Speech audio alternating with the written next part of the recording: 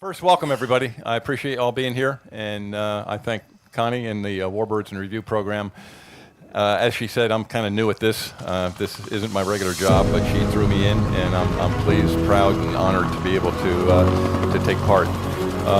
We have two distinguished visitors here, and before we go there, if you all were here this morning at all, I'm going to start this program the same way I did this morning. This is a Vietnam, Southeast Asia honoring day, if you will. So I'm going to ask first, any Vietnam vets out in the audience? If you are, please stand up. Vietnam vets. Thank you very much. I'll continue that. Any family members that supported with brothers, fathers, sisters, uncles, whatever, any other of those type vets, those supports, there you go. And they're the people who supported y'all, so thank you very much. And then finally, hey, veterans, period. Army, Navy, Air Force, Marine, Coast Guard. Hey, all you guys stand up. I know, and gals, I should say. Thank you very much. And I'm going to start this, and Dick has no idea. First of all, I got to say, how do you introduce a guy like Dick Rutan? I mean, you know, his bio is about this long. I mean, he's been presented medals by the president. The awards just go on and on and on. And I'm kind of going, okay, so how do I start this? And I said, okay, he's here. I'm supposed to kind of steer the ship. And I've heard rumor that Dick is kind of a hard ship to steer at times. But I'm going to do my best to do that. But it is a Vietnam themed program today. And I've presented many medals in my past. I'm not presenting anything. I'm merely reading a citation today.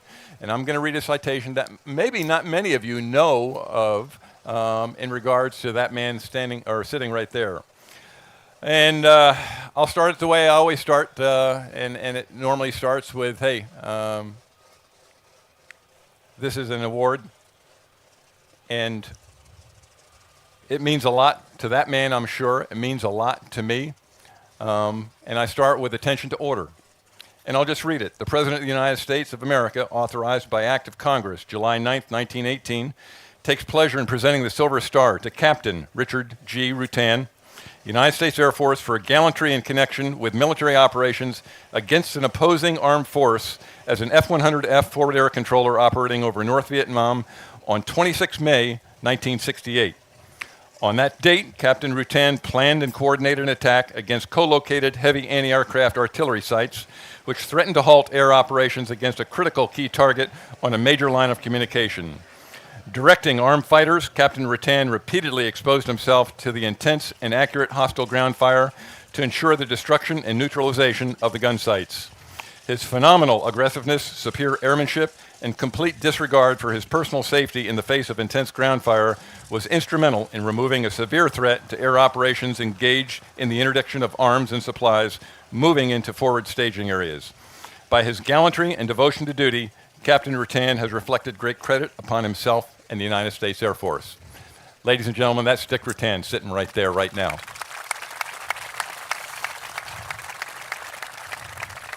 And that was a particular mission that we may be able to talk about later on, and I know you've got others, but that's going to be the theme today. What we're going to do basically is talk a little bit about, hey, the Misty fact. This morning we were talking about the Ravens. Well, this guy's a Misty fact, and he was one of the first and probably had some of the most missions of any Misty fact up there. Am I not correct? Okay. And by saying Misty fact, what are we defining that as? That's a fast fact mission. That's an F-100F two-seat. And they were the forward air controllers, if you will, up north. And we're talking about North Vietnam now. These guys would mark the targets for the strikers, if you will, and they were the F-4s, the A1s, and then, hey, direct the eyeballs and the bombs on target to kill the bad guys up there. A very unique mission, a very dangerous mission. He did it for a long time, as I said, and we've got Paul Wood up here who generously loaned us his airplane, and neither of us have flown this airplane, okay, or an A1 at all. But this is an integral part of the mission, and Dick will talk about the number of missions probably that he controlled, A1s, dropping bombs on the bad guys up there. So with that, I'm going to turn it over to Dick and just ask, first of all, hey, can you define, hey, how'd you get into the Misty business? And was it difficult? And what exactly was it? I kind of briefly described it, but you've got the details. So, Dick, you got it. You can stay down. You don't have to sit. You don't stand unless you want to. If I stand up, the blood doesn't go to my head. First of all, I want to recognize Pam Tackerberry. Stand up. Her husband was a fellow Misty. Unfortunately, Tom is he's not here with us anymore. But anyway, there's one of the heroes that I know of that stayed at home in the home front. And you ever heard of the blue car? If you're in the housing area, the blue car comes with somebody with a Class A uniform and another guy that's a chaplain.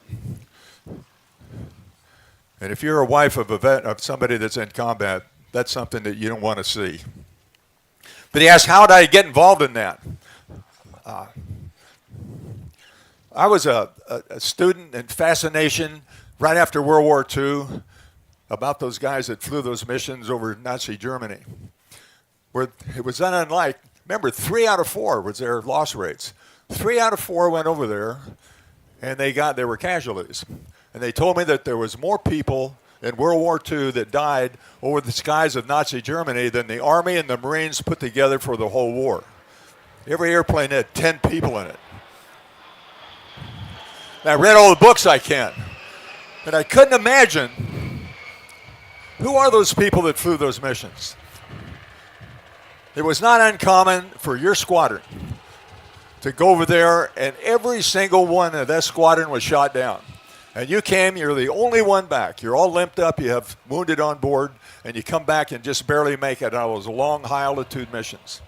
But my question was, as I read about those things, how in the hell do you get back in another airplane the next day and do that? Think about it. Who in the hell are those people? And I always wanted to be a warrior. That was an exciting thing to do. The ultimate in human competition. And I had to find out that if I could do that, why did they do that? And I got to find out the first time I got shot at. But when I got into Vietnam, most of the missions were in country. Most of the missions, we never had any ground fire. We never saw what the target was. It was dropping bombs in a jungle with the smoke rocket from one of the A1 or one of the little Cessnas. And they drop the bombs and go home. And I knew there was a lot of activity down there, and I wanted to know what that was all about. But we always left the area. And then I found out about this classified, out-of-country Misty. And they were an experimental thing. Can a forward air controller survive in the intense flak of North Vietnam? And so they had a small group of people. Major Bud Day set that thing up. And unfortunately, he was training one of the new pilots, and he got shot down himself. And I often thought about that. Bud Day, our commander, he got shot down, and he was hiding at a bomb crater, and the helicopter came right up. Now, the helicopter had rescued his front seater, his training pilot. But that helicopter came right up, and Bud Day come up to the edge of it, and he's waving at the helicopter. And he could see the guy right in the door, right there. And they didn't see him. They turned around and left, and he spent 6.5, 7 years as a prisoner of war in Hanoi. And his contact, his bravery of what he did as a prisoner of war, he was awarded the Medal of Honor. So you can imagine he was a very extraordinary man. And when I was over there, that's right, thank you.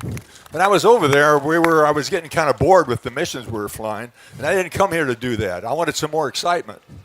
And then I heard, by accident, this little group of people, a handful of pilots and a few airplanes that were going into the north. And some of the stories that they told, I says, hey, I want to do that.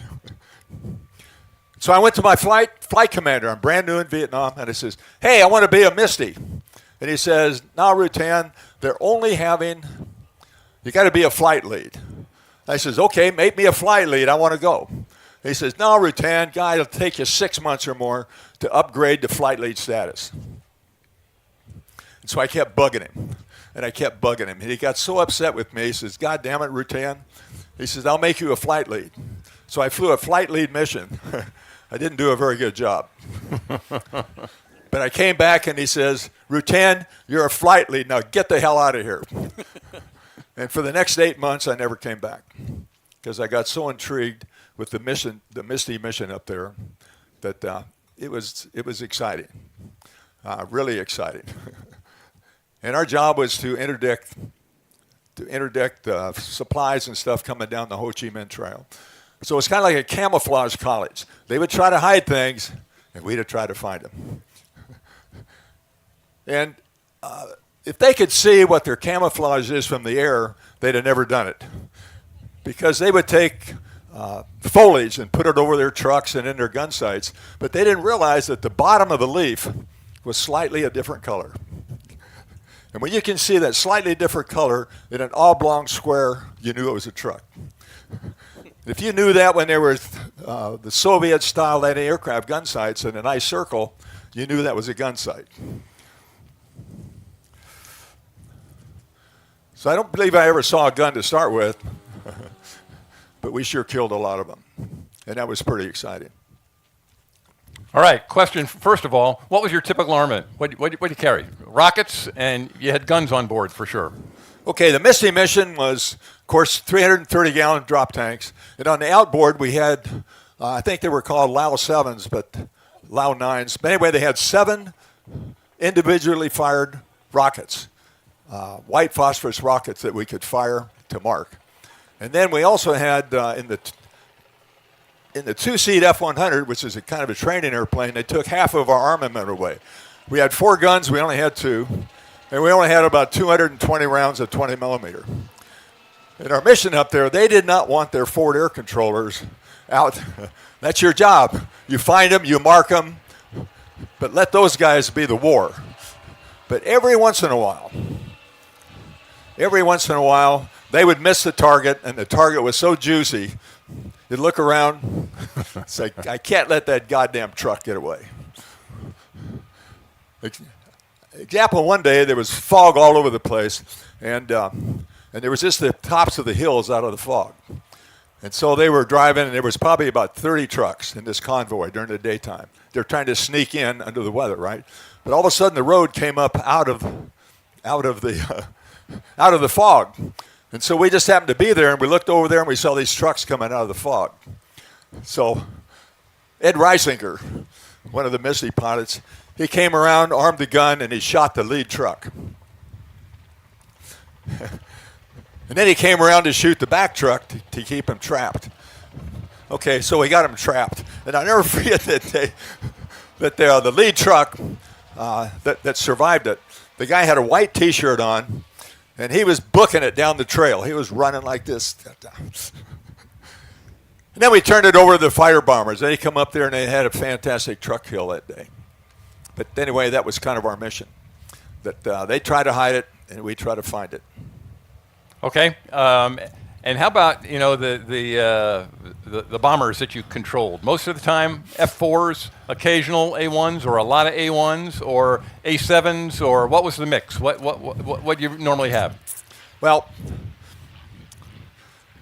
yeah. First of all, that's your airplane. You shined it all up. And I told him as we were talking in there that it's a beautiful airplane. I love these things for what they did. The hero pilots that flew them, they got all shot up. But there's one problem with that. I have a pet peeve. I damn near didn't even recognize it when it's sitting here. Because the one that they flew in Vietnam, they were all beat up. The paint jobs were faded. There was oil running them all over the place. And there was these silver patches all over them. And they looked like they were really used hard. And that's the ones that I remember that those guys flew. A lot of the times I was involved in shoot down. There was a lot of shoot downs that we witnessed or were part of for the rescue. Sometimes we put the pilots to sleep at dawn and says, hey, will you guys be there? And we'll come and get you in the morning. And usually the Misty was the first guy there, and he'd try to wake them up, and you didn't hear from them, a lot of them. One of the job of the Misty was to authenticate a downed crew member. And I remember one guy that was down, and he came back, And we woke him up the next morning, and there he was on his survival radio, and he was talking. And then they came back, and in Vietnam, right, the first thing you do when you get in country, you fill out 4 numbers. And they say, do not forget those numbers. And then they have a question and an answer. And you write the question, and you write the answer. And nobody knows what those are. They fold it up, put them in a sealed envelope, and they put it in a safe. And if you're ever shot down, they go and get that envelope out and then open it up. And they would relay to the Misty in the rest cap over North Vietnam. And he says, they knew who the pilot was. Now he's got to answer these questions. And it was always a lot, and it was always a lot of pressure. I says, boy, if I screw this thing up, they won't come and get him. So one day he come in and he says, authenticate college roommate's name. Okay, that's the question, right? So I hear that, college roommate's name. Okay, Dick, you got to get this just right.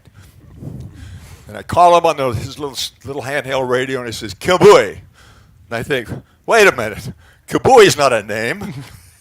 There's no way. So I asked him again, came back, same thing, Kabui. And I thought, I mean, he's down, and what a shame it's going to be because I was unable to relay back to get authorization to come and get him. So I asked him for a third time, come back, says Kabui. And so I said, I'm going to say it exactly like his did. When I go back to our frequencies, talk to Crown and says, authentication, Kabui. He says, that's him, go and get him. I mean, who has the name of Ken Bowie? Yeah. I thought that was pretty weird anyway. You got me. Let's see, I want to talk a little bit about the book. This book. It's called Bury Us Upside Down. And it was one of my colleagues that I flew in combat with. We flew a lot of missions together, and he went on to be a general officer in charge of the Air National Guard. My boss, by the way, at one time. Yeah. Anyway, it's a definitive story. And he picked out about 5 guys that he kind of featured that he wrote about. And I don't know why, but I was select one of them. It was a great honor. So you wonder about the name of the book. And let me just paraphrase the last paragraph. Now, all warriors want to go back to the combat area at which they left. And so I was looking in the mirror one day, and my beard started getting gray, and I says, Dick, if you want to go back to Vietnam, you better go. And so at the end of the last century, I rounded up 5 other people, and Don Shepard was one of them. And we were going to go back to Vietnam to see it on the ground up in our area of operation in Laos and in North Vietnam. That was interesting, too. The 5 of us went up there. And the only thing we wanted to do, I wanted to go back where that truck was parked that I got shot down. And I want to go back to this village that they made the mistake of putting some ground fire in there that we had to take the village out. And there was a lot of things that happened. The disappearing river, the Ban La Boy Ford, all of those areas. I wanted to go back and see what they looked like now because we'd only seen them from the air. So North Vietnam was always something really ominous to us. And so we're in this little van, and we have an interpreter, a Vietnamese interpreter. And by the way, this interpreter was he worked for the Marines as an interpreter. So he was working for the bad guys, for us. And when the war was over, they got a hold of him and put him in an internment camp and beat the hell out of him for 15 years to get him re-educated. Anyway, they let him go, and we hired him to be our interpreter. So we're in this little van. We're going up Route 1 from Saigon up to Hanoi. It's an old beat-up 2-lane road, highly traveled, poor excuse for a road. So we're driving up there, and we finally come to the Ben Hai River. The Ben Hai River was a demarcation between South Vietnam and North Vietnam. So we're driving up there, and I told him, hey, stop. I'm not driving across that bridge. So I looked over there to the right. There was an abandoned railroad bridge that was not in use. So all 6 of us got out. We walked to the front of this bridge that we're going to cross. And I called my detail to attention. It says, Misty's, 10 hut, line abreast, forward harch. And so those 6 Misties walked line abreast. That was an eerie feeling because every time I'd cross the border during the war, it was this really funny feeling. I walked line abreast up there, and when we got to the other side, we stepped foot. I hope it's okay what I'm going to say. Okay. We stopped, the first time we stepped in North Vietnam on the ground, and we did a right wheel on the road. And in unison, all 6 of us whipped it out and pissed on North Vietnam.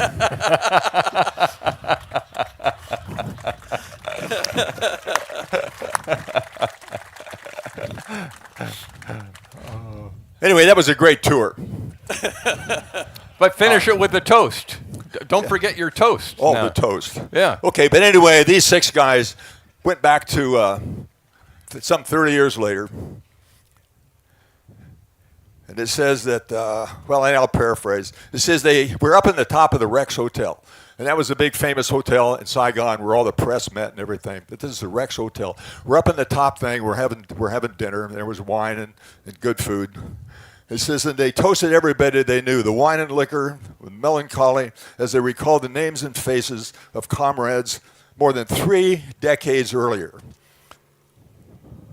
The war that they all was poorly planned and badly managed. And we're still, and the communists, their own leaders, especially McNamara and, what was that guy, LBJ? Yeah. I wish I had the power to resurrect myself or resurrect him. Something about premature euthanasia. And the Congress had cut off funds to an ally and so forth. He says, we all thought that what we had gone for was for a noble cause, to assist an ally against the communists. As the night grew old and the waiters started to turn out the lights and clear the table, Dick Rutan wanted a final salute. So he says, gentlemen, they raised their glass, and those 6 warriors stood at the top of the Rex Hotel that day. And my toast was, when your flying days are over, and from this world we pass, may they bury us upside down so the whole world can kiss our ass.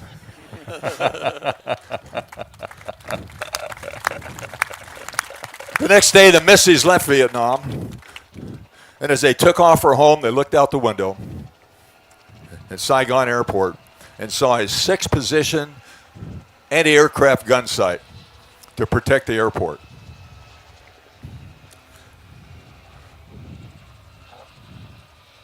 And only this time, he was not pointed at them. It's for sale in the bookshop. There you go. Great book. Thank you, Dick. All right, I'm going to steer the ship back to his seat for a minute, and he's going to come back because I got a couple stories I want you to hear, some really good ones. But in the meantime, I'm going to talk to Paul here for a minute and get him to come talk about his airplane. First of all, thank you so much for bringing it here. And yeah, you need to put. Well, there's a little. Did you see? There's a little oil down here. Huh? There is a little oil down I'll forgive there. him. Okay. After you fly it, there's a lot more. Yeah, I understand. Cleaned off a little bit. But thanks so much. Yeah. And for those of you who don't know, this was a stalwart of the war.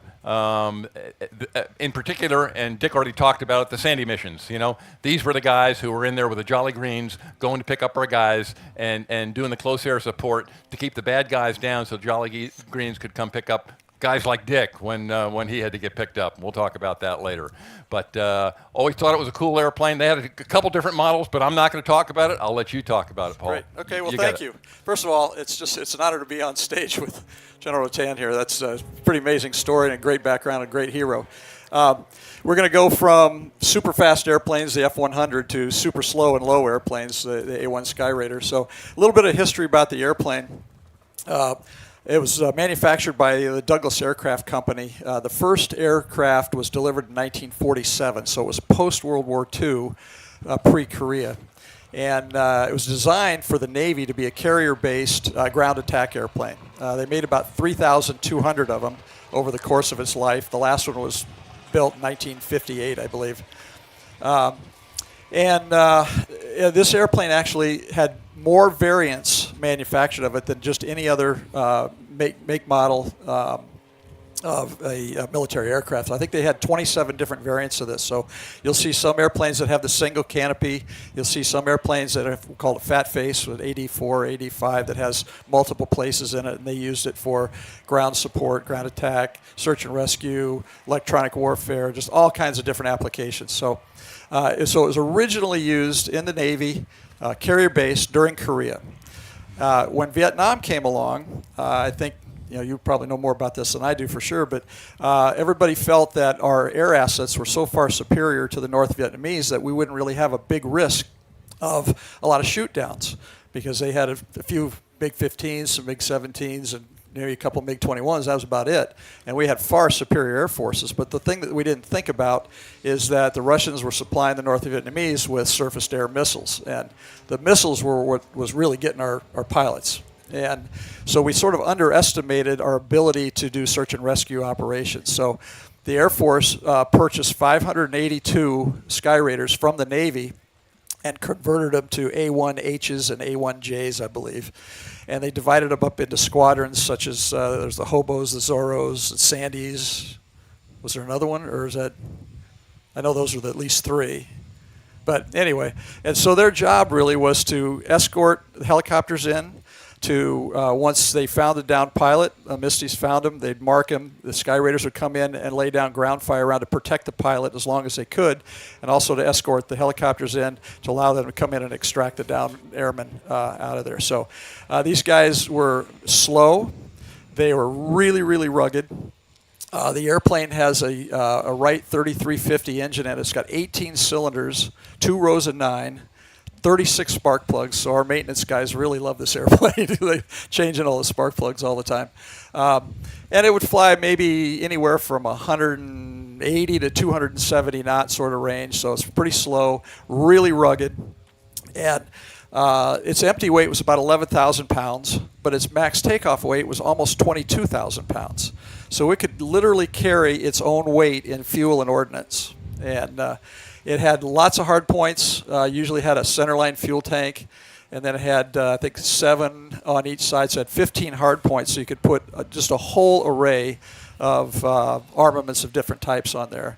And the guys who flew these things were incredibly brave, and we have this airplane at air shows, and Vietnam vets that were rescued or survived as a result of this Skyraider many, many times. I see them just come up and just touch the propeller, and you could just see the emotion coming out and the memories coming out of how this airplane literally saved their life, along with the other all the other ones, the helicopters and the fast facts and the facts and that sort of thing. So there's probably about maybe a dozen flying in the world. There's maybe 4 or 5 single seat, and then there's maybe another 5, 6, or 7 multi-seat aircraft. So that's just a quick overview of the airplane. So. Yeah, thank you very much.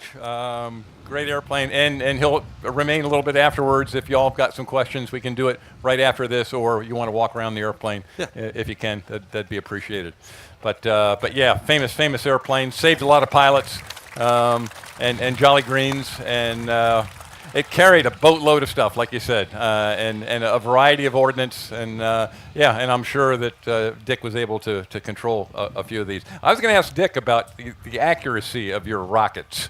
You said you had 7 basically in pods on each wing. How accurate were you? I mean, I was an O2 guy, and I could sit there, and from low altitude, I could stick a rocket about anywhere I wanted to. But from high speed and high altitude, I would imagine that would be a little bit more difficult. Were your rockets very, very easy to aim, or was it just kind of, hey, get it in the ballpark and then talk them onto the target? Oh, he's laughing. Okay. Well, Ed, see, the Misty Pilots were about as good as they come. Got it. And we put that rocket any place. I guess that's the answer. If you're going after a real active, like 57, 37 millimeter, 6-position gun sight, what you want to do is put it just upwind, so as the smoke would blossom, it would hide them, and then that would help protect the first guy down the chute to kill him. We were that good. You are good. I agree. And Did you ever carry anything other than Willie Pete's, other than white phosphorus rockets, or was No, that those are the only thing that we carried. And Okay. we were forward air controllers, and that was our armament, and Yeah. that's for dismarking. And they're not supposed to do anything else. Yeah. We had violated that, and that's why I got shot down. Yeah, and as long as you brought that up, let's go into that story. Okay, I His wanted last to- mission, as I remember. Let me tell you a couple of stories about All right, you got about it. rescues and so forth. And first of all, I want to introduce another celebrity that we have in the audience, and it's Rob. Stand up, Rob. Robert, I went around the world horizontal in the Voyager. Here's the guy that decided to go around the world from pole to pole. Thank you, Rob. That's pretty neat. Ooh. It's got a great story. Okay. Okay, I want to. Everybody likes war stories, I get, and there was a couple of them. The only general officer to die in the whole Vietnam War, to die in combat, Yep. Air Force officer, the Yep. only one. His name was General Bob Warley. Yep. Yep. And he burned alive in the front cockpit of an RF-4 Phantom in the summer of 1968. The reason I know that I was sitting on his wing about 4 feet from him and watched him immolated in the cockpit. It shook me up pretty bad. Let me tell you about a typical Misty mission. The Misties, their day started about 2 or 3 hours before dawn. We go down and get an intelligence thing because we wanted to know where the flow of supplies were the interdiction points, how successful we were at different airstrikes to try to, and it was a big intelligence thing we went through. So if you were going up there the first one in the morning, then you had to be aware and get all briefed up on what's going on. So about an hour, 40 minutes before dawn, every morning at Phuket, there was a single F-100 that would light that afterburner and roar down that fog-shrouded runways and Phuket, climb up on top. And everybody knew that that was a Misty and where he was going. And he probably would not be back until noon because those missions were 5 and 6 hours long with multiple aerial refueling. It's really nice to have your own tanker. You don't have to share it. I says, he's mine. Don't mess with my tanker. So a lot of times we would come out sucking on fumes if we were involved in rush caps and stuff. And you sit behind this, off North Vietnam, you roll in behind this tanker and think, boy, if I mess this up, I'm going to get frowned at. Anyway, we have this intelligence briefing. The guy in the back seat, by the way, we swap back seat, front seat, every other mission, back and forth. And the guy in the front, he was the commander, and he was the one that flew the mission and decided what targets we were going to hit and so forth. And if you were in the back that day, you had a bunch of maps and grease pencils, and you're writing grease pencil information on the soft. You would check the fighters in, find out what their ordnance is, determine what the target was and the time over target, et cetera, et cetera, et cetera. And if you would see something, a transshipment point, a truck park, other things, and you didn't have any fighters to go after them, then you had to record all that and come back. So it's a big intelligence thing. So that little Misty every morning would take off and climb out and head for North Vietnam. We go up and refuel off the tanker.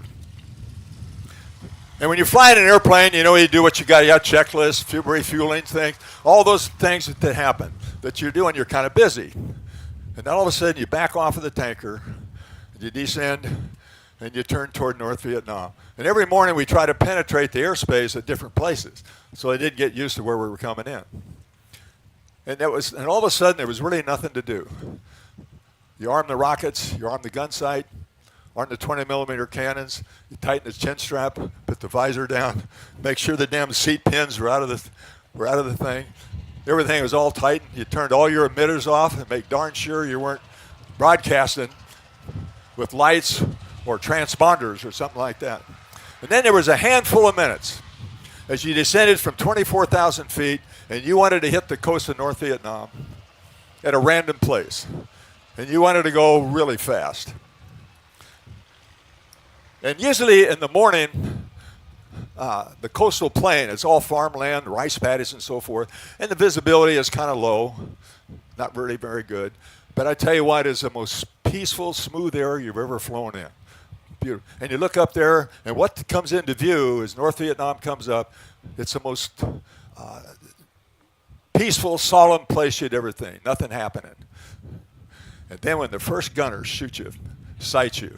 What they did every morning is they'd fill the whole sky full of tracers. And in the low, dim light of the early morning, you could see every one of those things, from 50 cal to the larger 57, 37 millimeter, and a lot of ZPUs that you can't even see. You'd fill the sky. Now, you're a little ominous feeling going in there, but when the first time that thing shoots and they're shooting at you, it all changes. Aha! And I say there's a little combat gland. It's right here, I think. You can feel it there, and you know where it is. And it only gets active when you get shot at. But what the endorphin that little combat gland pumps into your body is incredible. It's euphoric. But the bad thing is, it is extremely addictive. And if you go up there and nobody's shooting at you, you go and mess with them to get you to shoot at it. And when you get shot at, the gland comes and you get this big hit. And then our mission from then on was just to play a lot of high G, a lot of random. And your jaking was always random because all the roads were crooked. They kind of did it for themselves. And so then was fights on. And our job was to find truck marks, is to try to find strikes that happened during the night, and all the things you do to stop the Ho Chi Minh Trail. And then before you know it, it's noon. And you may have done a rest cap, and you may put on a bunch of fighters. There must have been intense enemy ground fire. One thing that I like to do was, and they didn't like this of me, but if somebody shoots at you, the ability to go back and kill them is very important. And I couldn't understand a lot of people that have to fly straight and level with people shooting at you, and you can't do a damn thing about it. But if you're a Misty fact, you can go back and kill them. Now, our policy up there was that there's some gun sites that were really good, and some of them were really bad. And every morning we go and meet the kid on the cars, and he was just over the border into Laos, and he set up in the top of this cars, and he had a 50 caliber gun, machine gun. And I don't know how he got the gun up there or how he got the ammo up there, but every single morning he would greet us. Now he's going around the circle, and without exception, if we were over here, he would always shoot over there. So we'd always take a new guy up there and introduce him to the kid on the cars, and he was so bad. There was never any danger to anybody, but it was a learning, it was a training aid. It was really good. And so all of us Misties knew if that guy, nobody would touch him because he was very bad. We delivered his mail for him.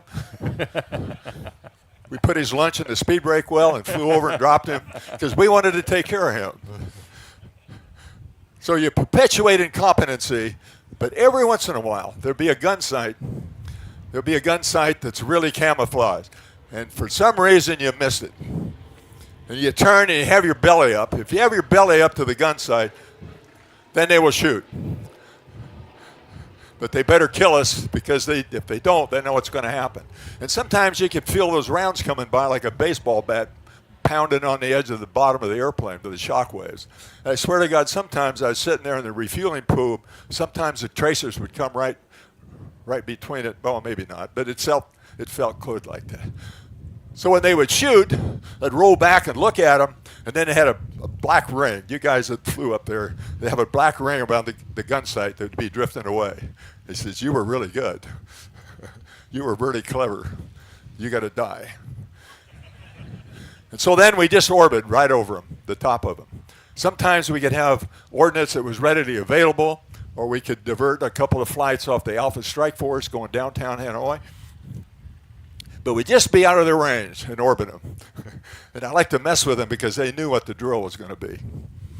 Pretty soon I'd be joined with a couple of Flight of 4 F5s, F-105s, or F-4s. It's a lot of gun-killing ordnance. And I often wonder what those little guys were thinking about on the ground as we orbited over them.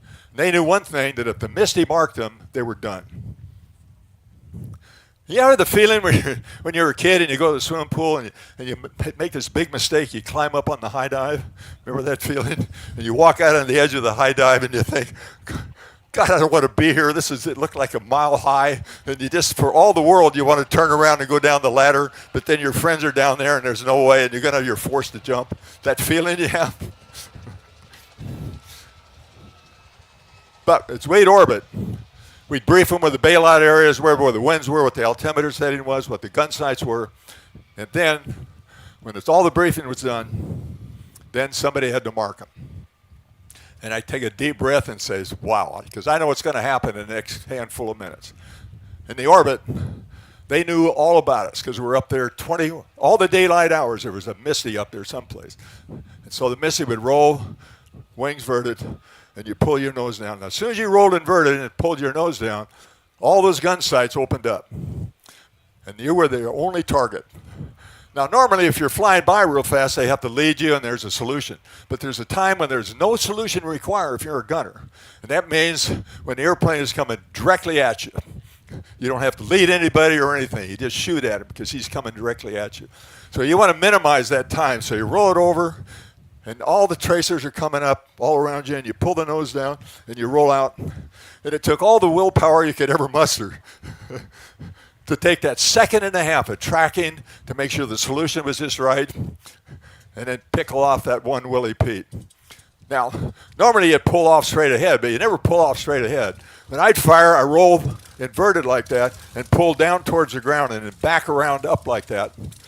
And then I'd look at the accuracy of my mark. And if it was good, you could just say, hit my smoke. But almost invariably, if we were going after gun sights, the whole world with a square mile knew where the gun sight was. Because if you've ever seen a 6-position 57 millimeter gun sight, and the muzzle flashes were huge, and those tracers, they were as big as your fist coming up. You roll out, you mark the target, pull off, and then lead rolled in. He'd rolled in and try to hit him. And the flight of 3, he was down to shoot first. I'd come out the other side, and I'd come back around and head on to number 2 coming in to try to draw some fire from number 2, and we'd cross. And then number 4 would come in, and hopefully in that iteration, we'd turn that gun sight into a sand hill. Mess with a Misty, you guy. We'll come back and fix you. So anyway, with those types of things, we had kind of a relationship with a lot of the gunners. Now, the smaller caliber ones, they'd all shoot at you. All the villages, they're all AK-47s. And it was not unusual to come back with an AK round in your airplane. That was really common. Now, another story about the frustration of the warrior in Vietnam. It seems like sometimes that our government or our leaders did not want to win the damn war. Case in point. And it's a rescue of Scotch 03. Scotch 03 was an F-105 pilot. Number 3 was a lieutenant colonel. Lieutenant Colonel, I always wanted to forget his name on purpose for what happened. But anyway, they called, and I could hear the 105 flying and say, hey, has anybody seen number 3? I don't know what happened. Where is he? And so we went over there real quick, and I could see the classic crash site with the fire burning coming out through the jungle. But I'd look around, and just by the fluke of a chance, I saw his red and white parachute in the top of the jungle. As I came around and I looked at that, and I says, wow. And it was only visible for about 3 seconds, and then it was gone. Fortunately, I memorized that point before I took my eyes off. And then we come up and started circling him. So we tried to call him, and no answer. Call him, no answer. And then so I thought, well, about the radio. So I pulled up, and I ran a simulated dive bomb pass at that place. And that's the only time that I could talk to him, ask a question, and he could respond, and we'd pull off. So that was our communications with Scotch 03 that morning, where it was evening, it was about dark. And he says, I'm down, I have a broken back, and I can't move, and I really like to get out of here. So there wasn't enough chance to get the A4s or the Jollies up there at that time. So the last thing I said to him as the sun was going down, he says, you hide out, get a good night's sleep, ha, ha, ha, and we'll be back to get you in the morning. So I had flown the afternoon Misty mission, which 6 hours. So I'd flown 7.5 hours that day before we put him to bed, went back and landed in Da Nang, and tried to organize the rescue, which turned out to be pretty sad. Anyway, I was up 3 hours of sleep back in my F-100, and it just at dawn, I came across that spot in an afterburner to wake him up. Now, I couldn't imagine he would be asleep. They say, you still there? Yep, my back hurts really bad. Come and get me. I said, okay, we're on our way. So the next morning, the disjointed, uncoordinated rescue attempt was a thing of beauty. I mean, horribly frustrated. Like we were trying to save one of a fellow fighter pilots. So they call off the whole rescue because a B-52 from 40,000 feet was going to drop bombs in the DMZ area. So we have to wait till that gets over. You know, no priority, I guess. And that whole morning, there were 2 helicopters that came in. What they had done at night, they searched around on the ground, the bad guys, and they found it. And they set up a flak trap all around it. So the helicopter would come, as soon as it would come into a hover, they shot them. Heavy ground fire, they shot the heck out of both Jolly Green Giants twice. There was an A1 Skyraider, and he was a H model. And I don't know why I didn't use the Yankee system, but he was all shot up, and he decided that he would not. The Yankee system was a rocket that would pull you out of the seat in a parachute. For some reason, he didn't want to use that, and he tried to dead stick into the Ben High River. And it was unsuccessful, and he was killed. So there's 2 helicopters that were shot to pieces. And they were orbiting, trying to organize assets coming in, and it was just incredibly frustrating. So I'd been at this thing for 7 hours and all morning, another 6 hours that morning. And I was tired. And so anyway, I was going to be relieved by the afternoon Misty, a guy named Wells Jackson. Really a great guy. So Wells Jackson come up, and I briefed him on the situation. And just about the time I was leaving, all of a sudden there's word come from Crown Headquarters, or Search and Rescue Headquarters, and it says, okay, pull out the forces. Now, we had a couple of flights of F-4s and F-105s all in orbit over there, and we're all ready to go and get this guy, a fellow fighter pilot. And they call up and they says, hey, cancel it. Pull out the forces. We're going to quit.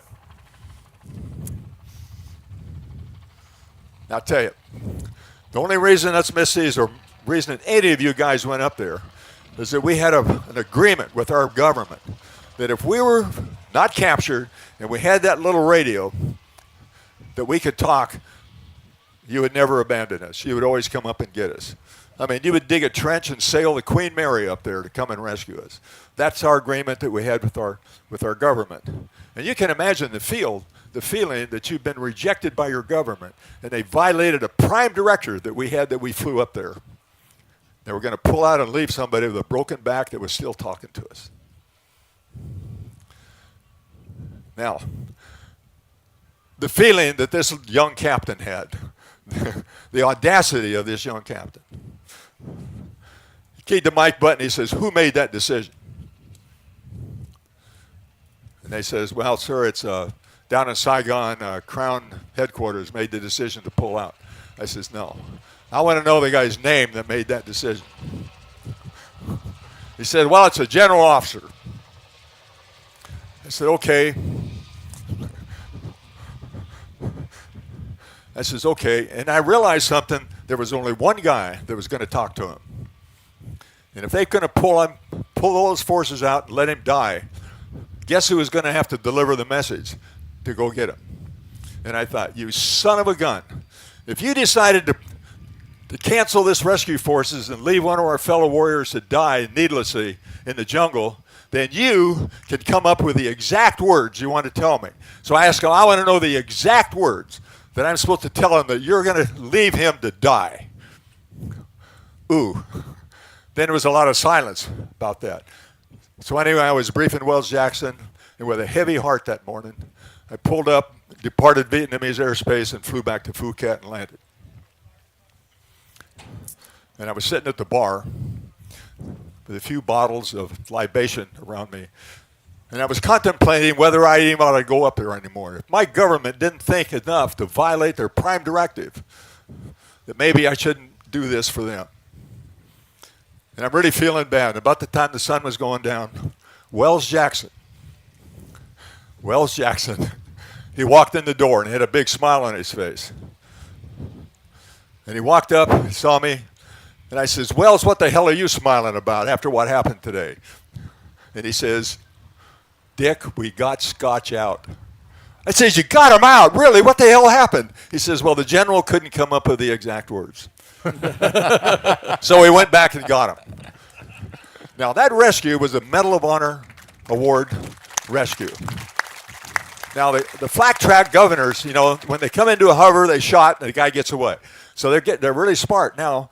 So they wait until the helicopter comes into a hover, puts the cord down, you know, the penetrator, the cable that they're going to pull them up. And then they know they're trapped. He can't get away. And then they start shooting. So we still had Wells had the fighters circling. We're all ready to go. The A1s are circling, and the Jolly Green comes in there. Now, this Jolly Green is an HH-3 helicopter, and he is flown by a Coastie, an exchange officer. He was a captain. His name is Don Engen. And he was the cop. And the PJ that was going to go down the ground had been in country right out of school 4 days. 4 days. He was a one-striper or two-striper right out of PJ school. And he was going to go down and get him because he had a broken back. And so what happened, the helicopter came in, hovered. They put him on the cable. They set Sergeant Tanner, Airman Tanny at that time, put him on the ground and pulled the cable back up and went away. And Sergeant Tanny, or Airman Tanny, went around and found Scott 03. They found him. Okay, now once they found him, then he calls the helicopter on his little radio, and he vectors him over the top. And he's hovering, nice hover, and then the cable goes down. And the cable is really slow. You put your finger on the button, and it just unwinds. If you're getting shot at, it's really slow. But nothing's happening. Everything is calm, see? The cable's going down, cable's going down. It went down, and Tanny got a hold of the guy, and maybe he's a little rough on him, he thought. In fact, he wrote him up for rough handling. Son of a bitch. I should have left him. Put him down. They put him on this penetrator. It's got two little seats on it. Put the strap on. Hold on to it. And then in his radio, and the recording is something else. I mean, this is unbelievable, the recording. And he calls on, everything's quiet now. Calls on the radio and he says, okay, I got him. Pull me up. And so he starts up off the jungle floor. He's got to go through maybe a couple hundred feet of jungle foliage. He's coming up really slow. And once he gets about 30, 40 feet off the ground, they open up. The whole world opens up. And Tanny grabs the radio and he's screaming. He says, ground fire, take it out, take it out. Ground fire, cut me loose, take it out. And I talked to him later. I says, how in the world could you ask that helicopter that's saving your life to cut you loose? I mean, how brave is that be? It's incredible. And he looked at me years later and he says, oh, no, sir. No, sir. He says, I didn't want the damn thing falling on me. Because what he saw up there, that helicopter was being shot to pieces. There was plexiglass coming out. There was holes in it. One of the landing gear had fallen out of the airplane. It's punctured a whole bunch of fuel lines. Crap was falling out. And it was just hovering there. And I asked Don Egan later, I says, wow, that was really something. And you know what his comment was? He said, sir, there was no fine way that I was going to ever abandon my PJ on the ground. And right now we're working on trying to upgrade his Air Force Cross when I found out that the Coast Guard had not had a Medal of Honor during the war. And I thought if anybody deserved that, especially the Coast Guard for all the work that they did, that this was an opportunity to upgrade that thing to a Medal of Honor. And they pulled him up, they got him in the helicopter, they dragged him across the DMZ to the head of medevac station at the rock pile, and they got him out. He couldn't say the magic word. Wow. How do you get people like that? Another time was the F4 where the general died.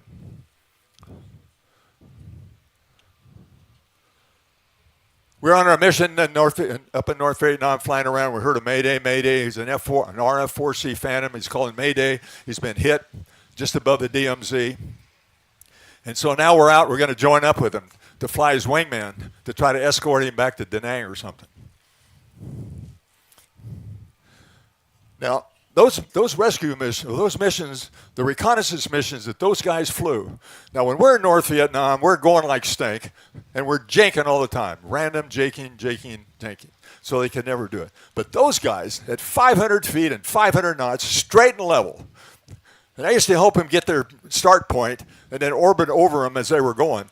But here's an airplane that's going straight and level for I don't know how many minutes to do their click, click, click, click, click, click, click, click pattern. I thought, boy, to fly around up here straight and level, that takes cojones, Mike. And I knew one thing, that there was only company grade officers that flew those airplanes. Captains, second lieutenants. It was very rare that you had a major or a lieutenant colonel. I had absolutely no idea that the front seat was a general officer. It was a general officer on his last mission. It was his going home mission. It was his sandplane flight, and his mission was over, and he was going home. General Bob Warley, and he was the only fighter pilot in headquarters Saigon that was a fighter pilot. The rest of them were any bomber pilots here? Okay, any bomber pilot. You're safe. Okay, You're well, safe. everybody, all the generals up there were all bomber pilots. And there was a big controversy about, couldn't understand. Why do you dive at the target? To take a target out. Why are you diving? He says, well, why don't you just fly level and drop the bombs? So anyway, that's the kind of leadership that we had sometimes. But Bob Warley, he was a treasure. I did not know that there was a general officer in front. When I joined up on his wing, I was looking at a white helmet, and I thought I was talking to a lieutenant or a lowly captain like me. And there would be a navigator in the back seat, something, right? That's my perception of this whole thing. And we had a conversation back and forth. But I was not talking to the general. I was talking to a CNI major. You know what a CNI major is? Yeah, I've it's probably, followed them. it's probably the toughest job in the Air Force, to fly along and take care of a general officer. So when we pulled in on them and found out they had a fire up in the front of the cockpit, or in front of the fuselage, up in the camera bay, you could see it burning and stuff. So he pulled out and says, okay, you got a fire in the nose, and now we're over the Gulf of Tonkin, we're 10,000 feet, the right airspeed, perfect conditions for an ejection. Ideal. And so I thought, hey, this is cool. So I pulled out the route formation, and I wanted to be that close and see the Martin Baker ejection system work, the canopy, the rocket motor, the parachute deployment. To be that close, I said, this is really cool. Here again, thinking that there was a captain up front or a lieutenant, and who was in the back. And it was just neat as hell. The back canopy come off in slow motion, and I made special note about how much it cleared the tail. That's really important. Okay, and right after that, the seat starts up, the rails, and then the rocket motor ignites. And the thing is, the rocket motor comes up, and the seat as stable as it can be. It comes up, comes up. As soon as the rocket motor turned off, a little drogue chute comes on, pitches the guy back, and the drogue chute pulls the main parachute out, and the parachute inflates. Of course, all this is happening, and I'm watching it behind me like that. It comes out, and I says, wow, that is really cool to be able to see something like that. So I turned around and looked at what I saw in the front cockpit. I'll never forget. The front cockpit was full of fire. Because whatever happened, the pressure of the back canopy leaving and the fire up in the nose had burned through the cockpit area, pressurization area, and it destroyed it. And all that fire right now was being sucked through the front cockpit and out the canopy in the back that was gone. And the fire was so intense that the fire was all the way over the top of the airplane, and it started burning the tail of the airplane. And I'll never forget, the cockpit full of fire and that white helmet sitting there. And he didn't eject. I thought, yeah, why doesn't he eject? Doesn't he know he's on fire? Okay, now, you got to understand the psychology of this. And so I thought, well, I better tell him that you're on fire and maybe you ought to eject.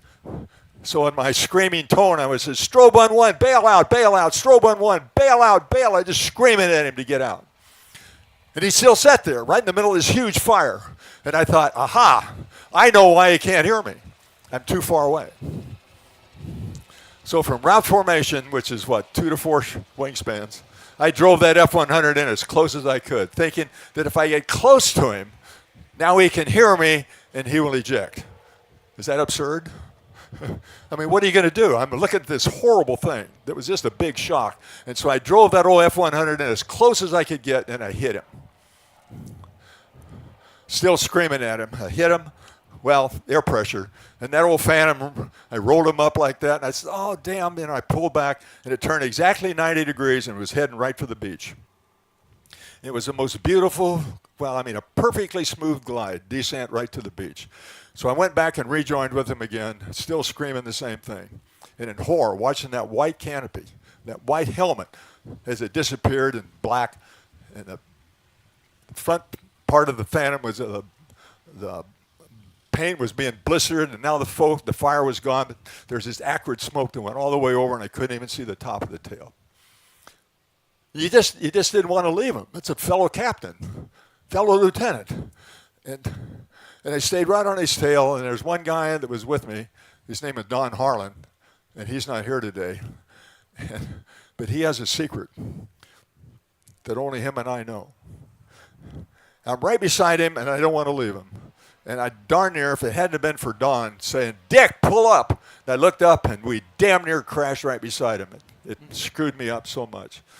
And I pulled up, and there was a big, huge fireball right beside us, and pulled up. And they come back, and it says, "Is there any survival? Any survival?" As we pulled up to go out to see the backseater, he says, "Negative survival, negative survival." And that was it, final. Now, we'd seen a lot of crashed airplanes, a whole bunch of shoot-downs and stuff in the 8 months that I was up there. And normally they just write it off. Okay, airplane crashed, no survivors, you get on with the war. But for some reason, they were flying a whole bunch of security in there, and they're going to surround the area with security. And they were going to have a lot of medevacs, a whole bunch of attention to this crash site. And it never dawned on me what the hell it was all about. So I pulled up, there the parachute was hanging. And as he was coming down, I noticed that there was some motorized junks coming off the shore out to get him. Well, you don't mess with a pilot. And we got some really good rescue things. The Jolly Grains will come up and pick them up, and that'll be cool. But we don't want any motorized South Vietnamese or North Vietnamese junks motorized coming out to get our pilot. And so he says, "Okay, we're going to doze them right across their bow." That didn't work. So I pulled up around, and Harlan was in the front seat that day. I was their instructor pilot. And I said, "Okay, go ahead and kill him." And so at the last minute, I thought, why don't you just put some strafe across their nose? You know, we don't know who they are. Maybe they're here to help. Maybe they're not. Can't take a chance. So he goes right in front of their nose. And it's kind of rough that day, and he was going along like that. And all of a sudden, and he goes, whoop, doom, doom, doom, doom, doom, doom. And he beat feet back, and the Jollies picked him up. And I got to hear their story from their point of view. But there was a lot of frustration like that sometimes. Dick, I got to say thank you. It's a sad story to end on, but that's war. That's what you guys did, and a lot of frustration, as you say, but a lot of heroism out there too. A lot of dedicated warriors who did the job, regardless of what the politicians had to say. And I'm here to say thank you for what you did. Well, it was really frustration. And if you got a minute, I'll tell you about my last mission. We got a minute. We still got a minute. The last mission, yeah, it's a good story. So yeah, just okay. I'll tell it real quick. Okay. Anyway, this was my second Misty tour. Most of the Misties were up there for 120 days because of the 28% high loss rates. But I finished my tour, and I could have gone back, but I said, darn it, I can't go back to busting trees and making monkeys deaf. I want to know where the action is up north. And so I begged and borrowed, and they let me do another Misty tour. And I was just finishing up that tour, and I was in one of my buddies that was flying his last mission. It was his champagne flight for his first tour. I was on my last tour. And so I said, "Hey, Chuck, why don't I go with you? You know, we're hometown guys, and I'll fly your last mission, and it'll be a nice article in the Orange Cove Times or something. 2 local heroes fly last mission." So anyway, we took off, and our deal that was to go and try to improve it. We have in-country our fighters that are they're all trained to work troops in contact, really close proximity, and they have to be really accurate. And so if we could get those guys up into North Vietnam, we can improve our bombing accuracy, right? So that was the big test. So we went up that morning, we found an old truck sitting by itself, and says, okay, there's their target. These guys will come up. They're weapons school graduates, the cream to the cream of fighter pilots, and they will just blow away this truck. And all 3 of them went down the chute, and they missed as bad as the F-4 Phantoms did most of the time. So right then, actually, our test was over. I mean, the test had failed, and we should have stopped everything. But I looked down there at that damn truck laughing at us. So they tried some high-angle strafe, and that never works. And so the truck was laughing, and we thought, well, we'll fix you. And so I was in the back seat, and Chuck came around like that, and he did a low-angle strafe pass. That means that you're going to open fire at about 50 foot above the ground with about a 1.5 degree glide slope for strafe. And I was looking over his shoulder, and he was right beside this car, so I could see monkeys up there. See what color their eyes were. That close. So anyway, the pipper came up real slow, and just when it got there, you bunt it just a little bit, and then you fire. And Chuck just blew the hell out of that truck, pieces and stuff, and we pulled up. Bam! And I looked in the mirror, and it was full of fire. We were burning like mad, so we pulled up a little bit and pulled it out of afterburner, and the fire turned into white. But the basic was that we got hit in the forward fuselage tank, and it was gushing fuel out. As it went back afterburner, then it was a big long flame. So now we had to make the decision really quick. We're going to stay here and bail out of the jungle for a better chance of rescue, or take a huge chance and go over that coastal plain with all the farmers and stuff. There's no chance of rescue if you bail out to get to the water. So we decided we're going to go to the water. Easy decision, right? We go for it. So we're climbing out, blew all the tanks and everything, cleaned the wing, and we're climbing out like that. Now, pilots make judgments, and you see the coast up there, right, and it's coming, and you see the fuel gauge unwinding, you see the coast coming, and you see the thing unwinding, and you realize, NFW. There's no fine way we're going to make it. So the only thing left to do is maybe we can take some of that fuel and put it in our afterburner, and before it dumps overboard, and then we can accelerate and get to the coast. However, the conversation with all the other planes around, he says, what if all that fuel is inside the engine compartment? If it's there and you light the afterburner, the whole damn tail of the airplane is going to blow off.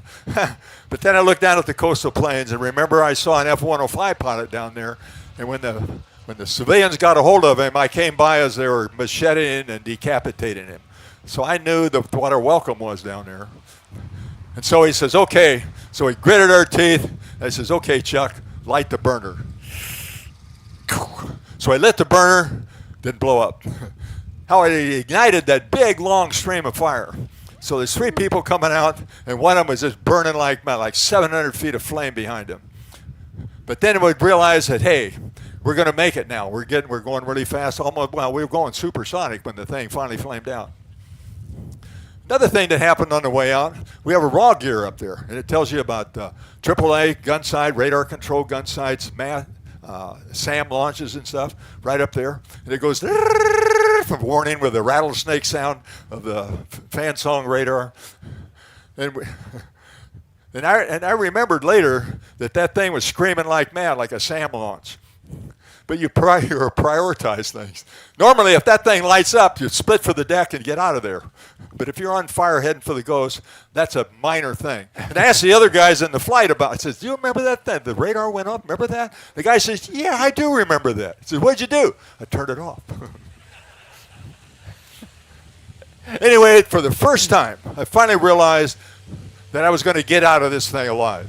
I was going to get to go home and see my family and my young daughter. If you're a true warrior, if you want to do your job, you have to accept the fact that you're not going to make it out of this alive. And if you continually think that you're going to get out of this alive and try to preserve your own life when you're in combat, you're an ineffective warrior and you shouldn't be up there. So for all those 8 months, I figured that I was going to be a prisoner of war at the best, and I'd already accepted that. And all of a sudden that moment thought, hey, look at the coast, and look how fast we're going. We're going to make it. And all of a sudden, the whole feeling changed inside. All I got to do is eject, get rescued, and I can go home to see my new baby. Cool. And that's what happened. Thank you.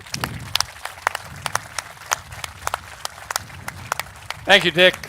I'm going to wrap it up and just say, do we still, to my producers, have time for a few questions? No, we really don't. All right. We do. I get a thumbs up over here. All right, let's have just a couple quick questions today. Couple quick questions from the audience? Yes? No? All right, there's one right there, that young man. Do you know why the general didn't eject? Was he killed, or was there a problem with the ejection seat? Okay, yeah, real quick, and that's an excellent question. Unfortunately, another thing that I never liked about the Phantom was its ejection system. The front canopy is bent down like that, and if you unlock it, it's trapped. You have to have two pneumatic plunger to put the leading edge up so you can get rid of it. You can unlock it, but the canopy's trapped. And in the F4 Phantom ejection system, there's a cable that goes to the canopy called a wishbone in the back here on the Martin Baker. And if that thing is not pulled, then the seat won't fire. And so what we surmised happened was that ground fire had destroyed that pneumatic system. And he probably was trying to eject, but he didn't know it, that when he was hit over North Vietnam, he either had to land the airplane or he was going to die. And that's how we surmise happened, that it destroyed the part of that complicated ejection system. By the way, about ejecting, if you know where that's going to happen to that jet in a handful of time, you don't want to be anywhere near it. And when you sit up straight and squeeze those ejection handles, I got to do it twice, squeeze those ejection handles, and that rocket fires and you're going out of that airplane. That is the smoothest, most wonderful ride you'll ever take in your life. All right, thank you, gentlemen. Dick, thank you for your... It's been an honor. Oh, yeah. Hey, we're going to be in the gift shop right behind us. And if you'd like to get one of the books or autograph them, and I'll say as long as you want, answer any of your questions. Because after all, Dick Routan was only put on the surface of this planet for one reason. That was to serve his fellow men. There we go. Thank you, Dick.